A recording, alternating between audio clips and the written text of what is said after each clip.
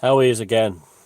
It's if the signal suddenly cuts out on this, it's the same thing that happened yesterday. The processor's overheating. It's very warm today. I have the car door open here to let air in because it's less noise than the fans blowing. So you wouldn't hear me then, and so I'll just be doing this when a car is passing down the road. So, uh,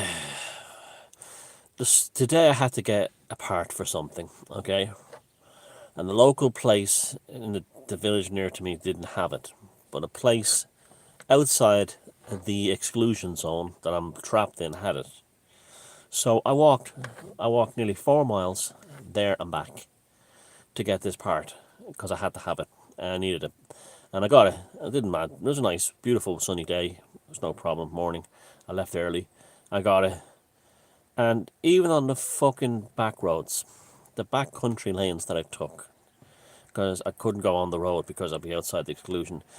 And I'm glad I didn't, because even on the back roads, there are police stopping cars and handing out fines on back country lanes in the middle of nowhere.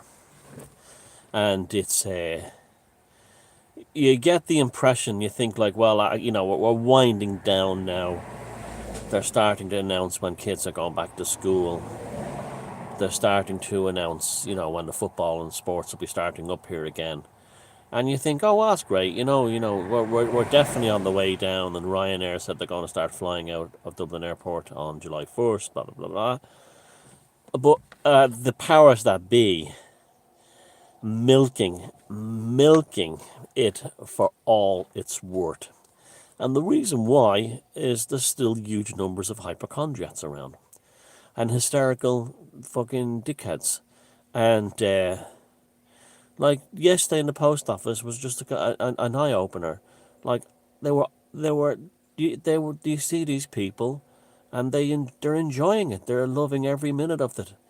They want everyone to see their masks. They want everyone to see their gloves. They talk C19. They talk C. Every conversation is about they're absolutely possessed by the ping pong pestilence. They're absolutely possessed by it.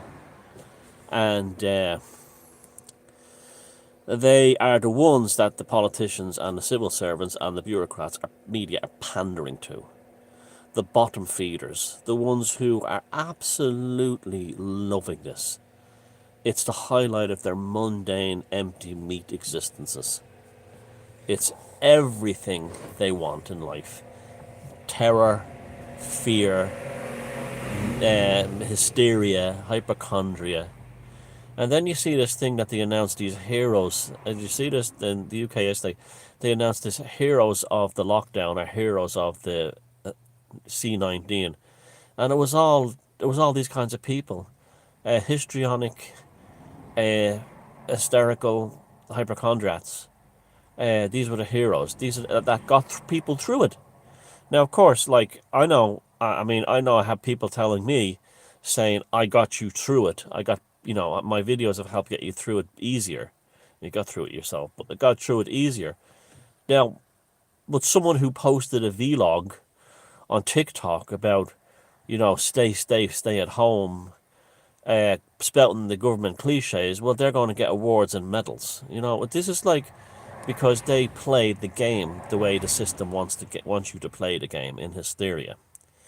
Now, in the USA, the ping pong has switched over now to black and white racist issues, and the media are fucking loving it. The racial issues to the US media, especially, are like sweets to a pedophile. They use it to trap everyone and to groom everyone. And they love racial problems. They love whipping them up. They love when Al Sharpton is activated. They love when black and white folks who are otherwise decent people who would have no problem and get on fine together are a little bit edgy because of the riots. And to see the same people who were the same. It really is true that liberalism is a mental disorder. The same liberals who were telling people to maintain social distancing are the same ones condoning the riots in Minneapolis. So it's okay to riot and loot. Social distancing and masks. The social distancing don't apply then. I've no problem with people. I mean, I understand people get frustrated, but a lot of the looting in Minneapolis is because of the lockdown. It's people that probably they probably, but the media hyped up that awful murder, that guy, hoping this would happen, hoping it. Just like they love mass shootings and stuff like that, and they love terrorist attacks, they love it. And because it's like a drug to them, and the drug they supply as dealers to, they're like junkies who are hooked on their own shit. That's really what the mainstream media are. And the ones in America, they love the racist stuff. I was living in America when the whole Wappinger Falls thing happened on. Tawana Bradley, I think her name was. And that was a town where blacks and whites were basically got on fine. And this woman had made a false rape accusation. Or it might have been real, I don't know. But it was in court, it was shown to be not real. Where she said white police officers had raped her. Now, of course, Al Sharpton is activated by this. And he's up in Wappinger Falls. And a community where blacks and whites, there was no problems, is suddenly torn asunder by the media. And these race baiters on both sides who come in. And it's, again, the media love it. It's a fucking drug. Oh, it's a drug they absolutely saturate their system in. And it's the same thing with this, what's going on in Minneapolis now. And they wanted to spread all over the US. They wanted to spread all over the US. And again, I mean, it's the same. It's just, it reminds me of the Rodney King things. And then they're saying, oh, we're going to go and riot in the suburbs. That's kind of like a black and white kind of threat. And it might have been just one fella who said this, but that's enough for the media to run with it and say there's going to be a race war in America. Well, nobody, black or white in America, is interested in a race war. They want to get back to work and get back to what their lives were before the lockdown. And so I think a lot of what's going on in Minneapolis is more to do with the ping pong lockdown than it is to do with anything regarding police brutality or racism. Although that will be a factor as well, but that was sort of like the touch paper, the thing that kicked it off. So it's like they really are scuzzy as they get, the media. It really are out of control, and it's a good thing that Trump signed that executive order on social media and stopping them from editorializing stuff, because I'm seeing that it's amazing how you see the normies program kicking in. It was like up until the other day, it was all stay indoors, save lives, quarantine, all this judging others who don't have masks or maintain social distancing. This shite, right? The same ones now are all like Black Lives Matter, and they're anyone who disagrees with them as a race, or anyone who doesn't even disagree with them, anyone who just even wants to like debate it and things is automatically or more passively aggressively through word salad accused of being racist against people. And you will see, like, they'll find a word, like you'll say somebody will be talking to them and will be saying something like, well, you can't deal with this, like, what's going on, you can't deal with this, this mayhem. And then some white will jump in and say, oh, very interesting use of the words mayhem, implying that like black people are all out of control. And he wasn't even mentioned race. He was just saying that, we might have been talking about the mayhem is going to cost people's jobs in those, like the Target shop that was burned down and looted. But he's automatically, these condescending white liberals come in and they do these kind of things. But their Trump derangement syndrome has kicked in again, which is a good thing, because that will just guarantee he'll win the election in November. And it was amazing. They literally run programs like software. They're literally, their operating system was running the, social distancing program last week, Black Lives Matter program this week. Like, literally, someone opened those applications on their normally operating software. Also, a lady said to me, that I've known for a while, that I've divided the world into pagans and normies. No, I haven't. There's loads of so-called pagans who are NPCs and normies. I haven't done that at all. I haven't divided the world into anything. I'm just accepting that what's out there. There's lots of pagans who I wouldn't want anything to do with. Lots of them, actually. And they're the worst. Some of them are the worst NPCs of all. You go, they're some of the biggest NPCs of all are pagans, calling themselves pagans. So it's like I haven't divided the world into anything, and like that. No. I just acknowledge what's out there, and I'm not even saying that normies are evil or anything. I'm just saying they are what they are, and you have to deal with it. They could be the most decent, kind people in the world, but they're still running these programs. Out with the social distancing software, shut down that application, open up the Black Lives Matter application. And that's literally what they're They're absolutely a robots, and they're meat golems. That's like what I would call them. That's why I call them that. They're all, we're all Joseph of Prague now. But yeah, I'm in a, I was like, it was like I was feeling yesterday until yesterday. That shite's gone. We're at the end of the tunnel, and then you see all these fuckheads in the post office with their masks, all screaming hysterically about the second wave. I mean, so you can't make plans for like September or October, because the government could easily say in August, "Oh, the second wave is here. Another 3 months of lockdown till Christmas." We'll review it again in the start of the new year, because the politicians are loving this, absolutely loving it, like the media, because it's giving them meaning again. Plus, they're all lefties, like here in the Gaelic Soviet. It's the whole thing is left. Ireland is a communist country in every way. Really, it is. It's a textbook communist country, and the media, it's like the Scandinavian communists. It's the same model as Sweden and Denmark and Norway, and the communists with money on the iPhone line rather than the bread line, and but the system is the same, how it functions, and state media and propaganda and everything. It's the same, and it's all to destroy the people's natural spirit, like they've successfully done in Sweden, and they're doing it here. It's working. They're crushing the Irish spirit through things like affluence and comfort, and threatening to take their affluence and comfort away if they don't do their social distancing. And it's the Irish media, yes, they were starting to trickle out serious stories on how the economy is going to be majorly damaged when when it resumes. Maybe the worst recession in the history of the state, which is only 100 years old. And yeah, and the normies are like, what? You mean you shut down all economic activity and there's no economy now? How you didn't tell us that was going to happen?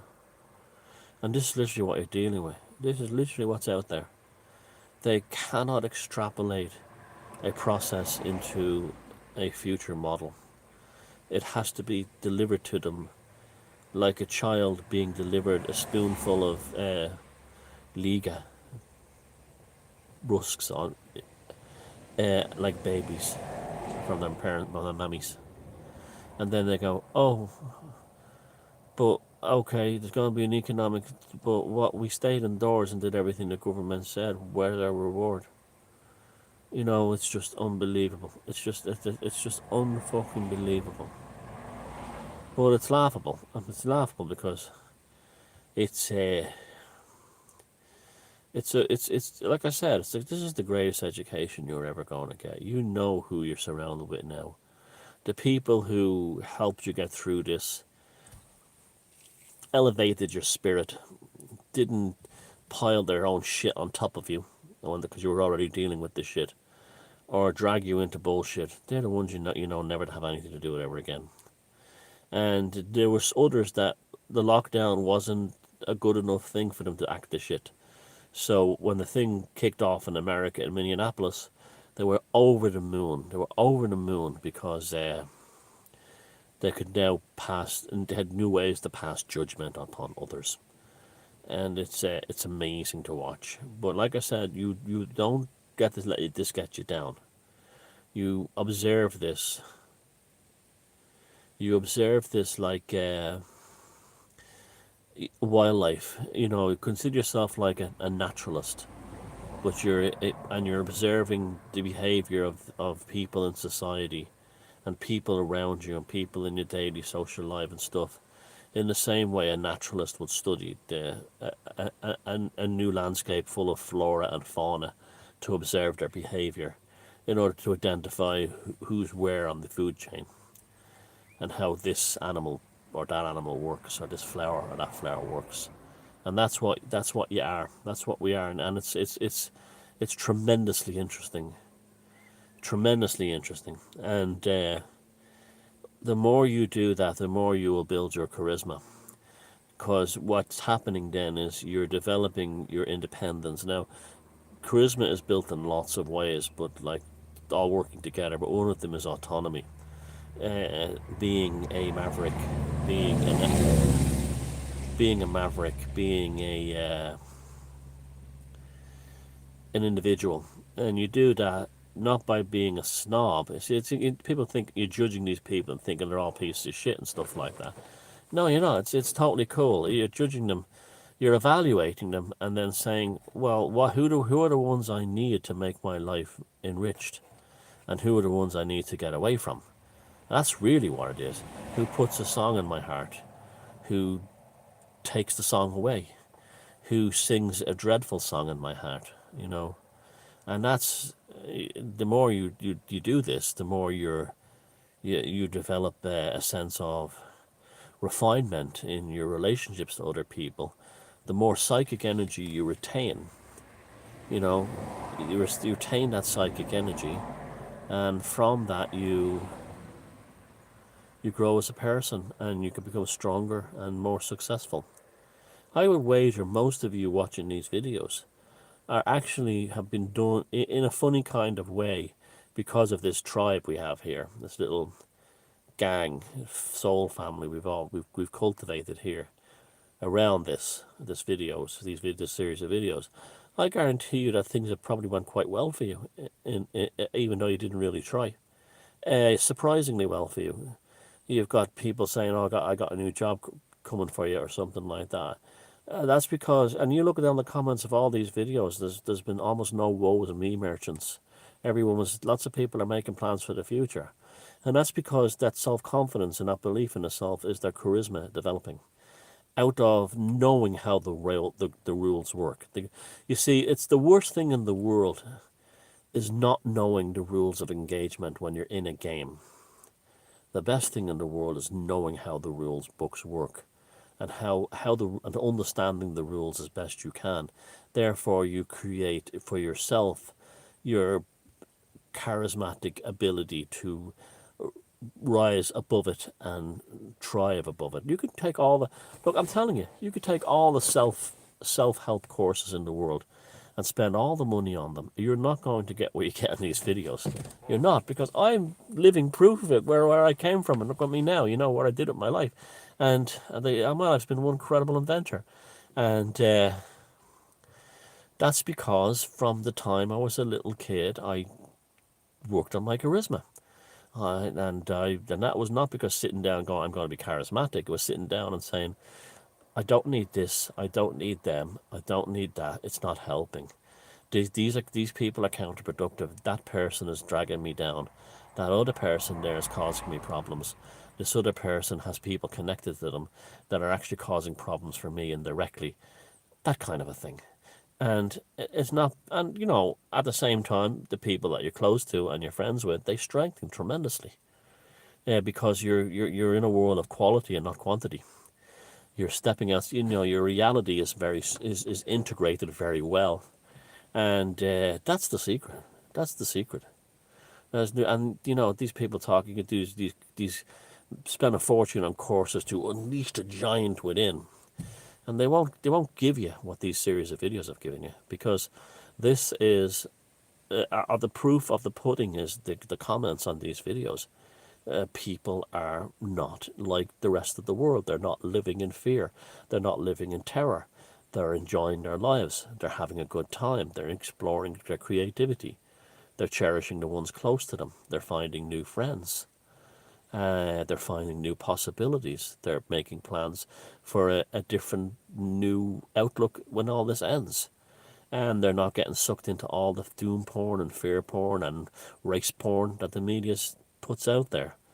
And it's that simple. It's just live a good life, and charisma comes for free.